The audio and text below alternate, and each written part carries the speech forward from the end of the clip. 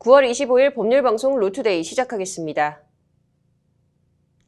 로스쿨 졸업 후 5년 이내 5회까지 변호사 시험 응시 기회를 부여한 변호사시험법 조항에 대해 헌법재판소가 어제 오후 헌법이 위배되지 않는다고 재판관 전원일치 의견으로 합헌 결정했습니다. 지난 2016년과 2018년에 이은 세 번째 합헌 결정인데 오늘 로투데이는 이른바 변시오탈죄 관련한 얘기 해보겠습니다.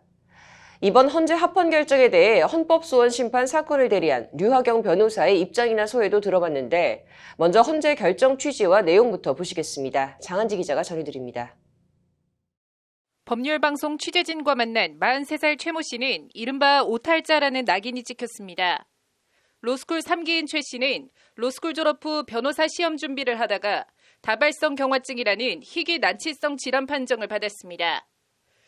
시험 준비하느라고 당연히 이게 스트레스도 많고 몸이 힘드니까 원래 이러려니 했는데 이게 희귀 난치병 판정을 받아가지고 2014년도에 받았습니다. 다발성 경화증입니다. 중추신경에 제 자가 면역 질환이거든요.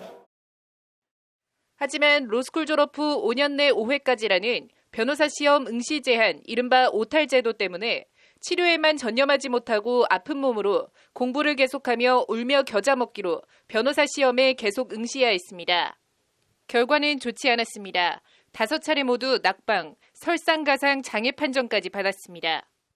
망연자실하던 최 씨는 2018년 7월 헌법소원 심판 청구를 위한 국선 대리인 선임을 신청하며 법적인 대응에 나섰습니다. 가장 첫 번째로는 너무 부당하다고 생각하고요. 제가 어쨌든 로스쿨에서 배웠던 게 이 변호사 시험이라는 게 타인의 권리를 지켜주기 위해서 이렇게 하는 거잖아요. 제 권리도 주장하지 못한다면 그동안 내가 배워왔던 것 자체가 자기 부정이라고 생각해가지고 헌법소원을 최 씨처럼 오탈 제도로 변시 응시 자격을 영구 박탈당한 로스쿨 졸업생 등 10여 명이 낸 헌법소원 사건에서 헌재는 그러나 어제 재판관 전원일치 의견으로 합헌 결정을 내렸습니다. 전부 각하하거나 기각한 겁니다. 청구인들은 오탈죄를 규정한 변호사 시험법 제7조 제1항과 병역 의무 이행기간만을 응시기한의 예외로 정한 같은 법 제7조 2항이 직업 선택의 자유 등을 침해한다고 주장했습니다. 장애인이 될 만큼 아파도 병역 외에는 전혀 예외를 인정하지 않는 7조 2항은 평등권 등을 침해해 위헌이라는 의견을 강하게 개진했습니다. 하지만 이들의 주장은 헌재에서 본안 심리도 못 해보고 그냥 허무하게 각하당했습니다. 심판 청구가 최 씨의 마지막 변시 시험일로부터 90일을 경과해 제기된 것으로서 청구 기간을 경과해 부적합하다는 것이 헌재 각하 결정 이유입니다. 어머니 수술, 자녀 양육, 부상, 성추행, 어려워진 집안 부양 등을 사유로 7조 2항의 위헌성을 다툰 다른 청구인들도 청구기간 경과를 이유로 모두 각하당했습니다. 청구인들의 심판 청구 자체가 부적법하다는 것이 헌재의 결정입니다. 오탈죄를 규정하고 있는 제7조 1항에 대해선 앞선 두 번의 헌재 합헌 결정 당시와 비교해 그와 달리 판단해야 할 사정 변경이 있다고 볼 수 없다며 역시 재판관 전원일치 의견으로 기각했습니다. 헌재는 2016년과 2018년 두 차례에 걸쳐 변호사 시험에 무제한 응시함으로 인해 발생하는 인력의 낭비, 응시 인원의 누적으로 인한 시험 합격률 저하 및 법학전문대학원의 전문적인 교육 효과 소멸 등을 방지하고자 하는 해당 조항의 입법 목적은 정당하다며 합헌 결정을 내린 바 있습니다. 입법 목적을 달성하기 위해 응시자가 자질과 능력이 있음을 입증할 기회를 5년 내 5회로 제한한 것은 입법 재량의 범위 내에 있는 적절한 수단이라는 것이 헌재의 일관된 견해입니다. 헌재는 이에 이번에도 앞선 결정을 인용하며 그렇다면 이 사건 조항에 대한 선례의 판시 이유는 여전히 타당하고 이 사건에서 그와 달리 판단해야 할 사정 변경이 있다고 볼 수 없다며 앞선 두 번의 합헌 결정을 재판관 전원일치 의견으로 다시 따랐습니다. 법률방송 장한지입니다. 앞서 로스쿨 졸업 5년 이내 5회 안에 변호사 시험에 합격하지 못하면 영구적으로 변시 응시 자격을 박탈하는 이른바 변시 오탈죄에 대해 헌재가 내린 합헌 결정에 대한 취지와 사유에 대해 전해드렸는데요. 이번 사건을 대리한 류하경 변호사는 헌재 합헌 결정에 대해 어떻게 생각할까요? 류하경 변호사는 헌재 결정에 대해 비겁, 억지, 사회적 살인 같은 초강경 표현들을 사용하며 헌재 결정을 강하게 비판했습니다. 들어보시고 판단해 보시죠. 이어서 장한지 기자가 전해드립니다. 류하경 변호사는 법률방송이 어제 집중 보도한 민변주최 포괄적 차별금지법 제정을 위한 법조 토론회 토론자로 참석해 진행 도중 헌재 합헌 결정 소식을 들었습니다. 토론회가 끝난 뒤 서울 서초구 사무실에서 법률방송 취재진을 만난 류 변호사는 도저히 이해가 안 된다며 격앙된 목소리로 헌재 결정을 성토했습니다. 헌법재판소에서 결정문을 연역식으로 쓴 게 아닌가. 답을 정해놓고 그것을 뒷받침하는 증거들을 뒤에 비합리적으로 막 붙이는 그런 모양새였지 않나 이런 생각이 들어요. 쌓여있는 증거들이라거나 법리라거나 그 생각밖에 안 들죠. 법리적으로 부족한 점이 뭘까에 대해서는 전혀 생각하지 않습니다. 병역을 제외하고 출산이나 임신, 질병 등을 5년 내 5회 응시 제한 산정의 예외로 인정하지 않는 변호사 시험법 7조 2항은 평등권 등을 침해한다는 주장에 대해 헌재는 청구 기간이 지났다는 이유로 각하했습니다. 기본권 침해 사실을 안 날로부터 90일 이내에 청구해야 하는데 헌재가 마지막 변시 시험일을 기준으로 삼고 청구 기간이 지났다고 말하는 건 말도 안 되는 논리라는 비판입니다. 기본권 침해 사실을 안 날의 기산점은 시험일이 아닌 변시 합격자 발표가 난 시점을 기준으로 삼아야 한다는 겁니다. 그렇게 보면 안 되거든요. 이 학생들이 내가 다시는 변호사 시험을 못 치게 되겠구나라는 사실을 인지하는 것은 변호사 시험에 내가 불합격했다라는 사실을 안 날이에요. 그렇잖아요. 시험 치고 난 다음에 변호사 시험 합격할 때까지는 내가 붙을지 안 붙을지 몰라요. 내가 기본권 침해 상황이 일어날지 안 일어날지가 불명확한 상황이란 말이에요. 그렇기 때문에 변호사 시험 합격자 발표 날 비로소 내가 이제 5번째 떨어졌구나 라는 사실을 알게 되는 거예요. 헌재는 청구 기간이 지나지 않은 청구인들에 대해선 자신들의 기본권을 어떻게 침해했는지 구체적인 소명이 없다는 이유로 각하 결정을 내렸는데 이는 모순된 결정이라고 류 변호사는 지적합니다. 헌재의 말대로라면 마지막 변시 응시 직후 합격인지 불합격인지 모르는 상태에서 기본권을 침해당했다고 주장해야 하는 겁니다. 시험을 쳤으니까 붙을 수도 있는 거 아니에요.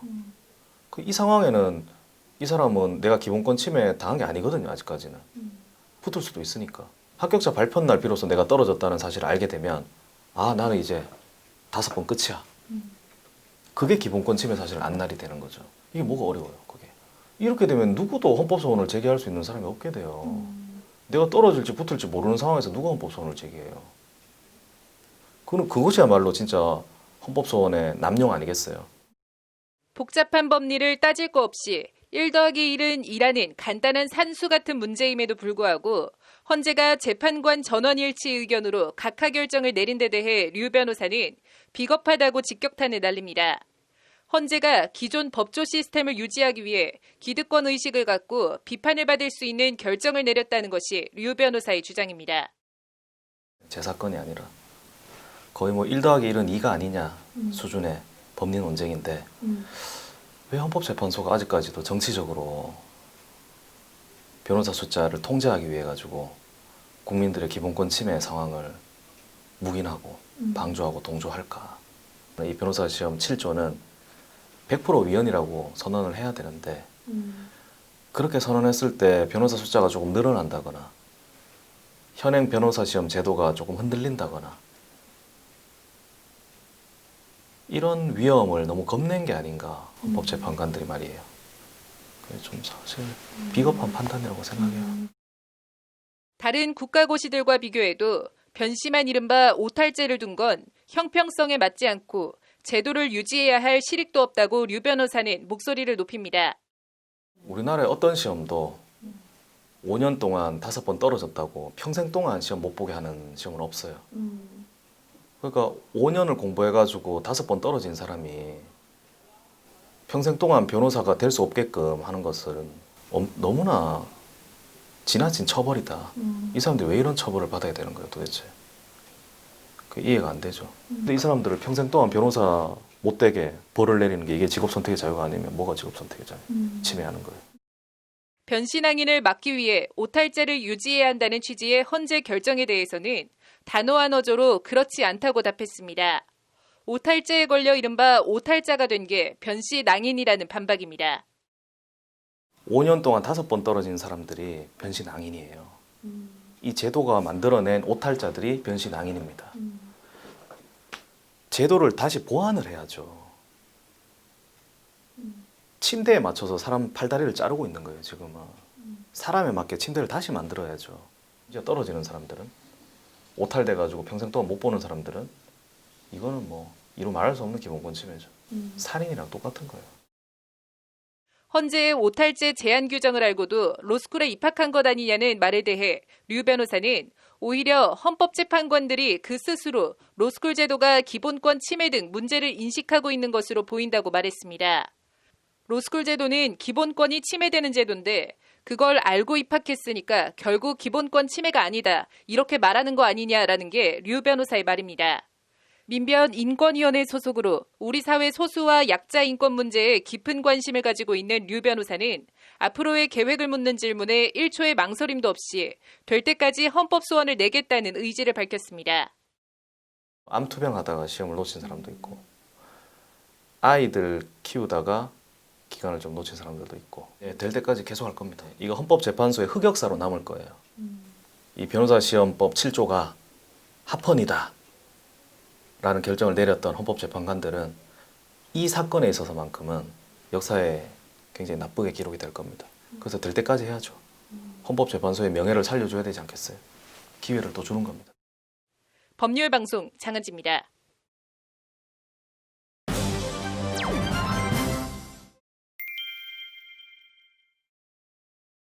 네, 로스쿨 졸업 후 변호사 시험 5년 내 5회 응시 제한에 대해 헌재가 3번째 합헌 결정을 내렸습니다. 관련 얘기도 해보도록 하겠습니다. 윤수경 변호사의 이슈 속 법과 생활입니다. 윤 변호사님 어서 오십시오. 헌법재판소는 재판관 전원일치 의견으로 해당 조항들이 헌법에 위배되지 않는다라는 합헌 결정을 내린 거죠? 네, 맞습니다. 일단 변호사 시험법 제7조 1항 한도 조항과 관련해서 헌재는 변호사 자격을 취득하지 못한 결과가 발생하는 것은 법학전문대학원에서의 교육 수료와 변호사 시험 합격을 조건으로 변호사 자격을 취득하는 현행 제도에 내재되어 있다라는 점을 지적을 했습니다. 네. 쉽게 말하면 로스쿨을 졸업한 뒤에 5년 이내에 5회 안에 변시에 합격하지 못하면 변호사 자격을 얻지 못한다는 것을 인지하고 있는 상태에서 로스쿨에 입학한 것이 아니냐라는 지적입니다. 네. 헌재는 그러면서 법학전문대학원 입학자를 모두 변호사 시험에 합격하도록 한다면 법학교육의 충실성을 담보하기 어렵고 변호사 자격제도에 대한 신뢰가 저하될 수 있다라는 점도 함께 지적을 하기도 했습니다. 네. 그리고 헌재는 이에 이 위 조항이 일정 시점에 최종적으로 불합격을 확정한다고 해서 입법 목적을 달성하기 위한 필요한 범위를 벗어나서 청구인들의 직업 선택의 자유를 과도하게 제약한다고 보기는 어렵다. 위 조항은 청구인들의 직업 선택의 자유를 침해하지 않는다라고 하면서 재판관 전원 일치 의견으로 기각 결정을 내렸습니다. 네. 이 변호사 시험법이 병역 말고는 5년 5회 이내 조항에 다른 예외를 두지 않는 거는 평등권을 침해한다. 이런 주장에 대해서 좀 어떻게 보십니까? 네, 헌재는 헌법소원 청구인들이 이제 병역 의무 기간만을 응시 기간에서 제외한 것이 혼인과 가족 생활을 보장하고 모성을 보호할 의무를 위반한다라는 주장 역시도 받아들이지 않았습니다. 네. 그 이유를 보게 되면 헌법소원 심판은 공권력의 행사 또는 불행사로 인해서 헌법상 보장된 기본권을 침해받은 자가 청구해야 한다라고 하면서 네. 청구인들은 자신들에 관한 아무런 예외 사유를 소명하지 아니한 채 단지 자신들의 직업의 자유 등을 침해한다고만 주장하고 있기 때문에 예외 조항이 자신들의 기본권을 어떻게 침해하고 있는지에 관해서 최소한의 구체적인 소명이 있다고 볼 수 없어서 네. 이 심판 청구가 기본권 침해의 자기 관련성 요건을 갖추지 못해 각하한다라고 밝혔습니다. 네. 7조 2항의 예외 조항과 관련해서 헌재가 청구인들이 해당 조항이 자신들의 기본권을 어떻게 침해하고 있는지 구체적으로 설명하지 않기 때문에 자기 관련성이 없다라고 하는 취지로 볼 수 있습니다. 네, 지금 이 청구인들의 주장이 100% 기각을 당한 건데 다른 건 몰라도 임신이나 출산 그리고 또 이런 중대한 질병 같은 건 좀 이른바 오탈제 예외 사유로 좀 인정해야 되겠지 않겠냐 이런 반론도 나옵니다. 이런 주장이나 헌재 결정에 대해서는 어떻게 생각하시나요? 네, 이제 학사를 마치고 그 석사 과정으로 입학하는 그 법학전문대학원의 특성상 네. 그러니까 질병은 물론이고 학업 중에 뭐 혼인이나 임신, 출산 등의 시기와 겹치는 경우가 적지 않습니다. 네. 변호사 자격증 취득을 위해서 적지 않은 학비를 내고 뭐 학자금 대출 등으로 입학을 해서 네. 학위 취득까지 했음에도 이러한 경우까지 예외 없이 응시기간으로 산입을 해서 응시 기회 자체를 차단하는 것은 이제 재고의 여지가 있다라고 생각을 합니다. 네. 앞서 제20대 국회 때인 2017년 11월에는 이재정 더불어민주당 의원이 임신이나 출산으로 변호사 시험에 응시하지 못한 경우 시험 응시 기회를 1회 더 부여하는 내용의 변호사 시험법 개정안을 발의했지만 네. 임기 만료로 폐기가 되기도 했습니다. 네. 좀 이런 변실 낭인 방지와 또 이른바 오탈자 방지 사이에 좀 접점이나 대안책 마련이 좀 필요해 보이네요. 오늘 잘 들었습니다. 이어서 법조계 소식 전해드리겠습니다. 사립학교 정상화를 위한 시도 교육감의 임시이사 선임 권한을 지방자치단체 조례에 명시한 것은 적법하다는 대법원 판단이 나왔습니다. 대법원은 조례 제정권의 범위를 벗어난 것이라고 볼 수 없다며 해당 조례가 무효라는 2심 판결을 깨고 사건을 파기환송했습니다. 금을 팔러 나온 남성을 살해한 뒤 금 100돈을 빼앗은 혐의로 1심에서 징역 40년에 선고받은 20대 남성이 2심에선 무기징역을 선고받았습니다.